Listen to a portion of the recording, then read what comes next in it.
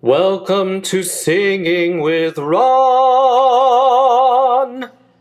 Hi, welcome back. And in this next video, I want to compare support and breathing for singing to vomiting. I've had I had a teacher years ago who used vomiting as a way to talk about singing, and I never really understood at the time, but it's making more sense to me now.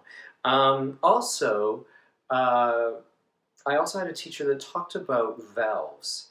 And so we have sphincters in our body, or valves, and we have one here, that one it closes, and when this one closes, it helps to open up this valve so that you can poop something out or have a baby, things like that.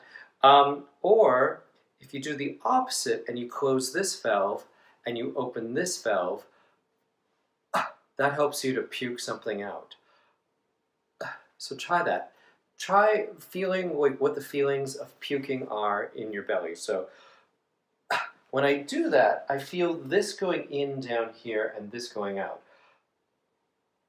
And I feel my throat opening up.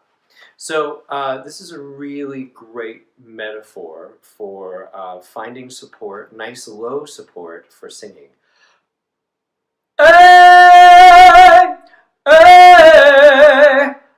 Also, the puke or the vomit metaphor extends up into your throat. It opens up your throat, it closes off your soft palate, and something in here moves forward.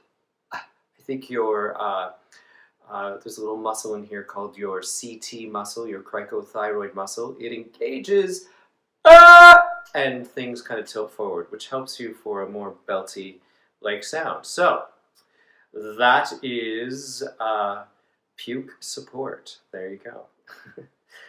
Thanks.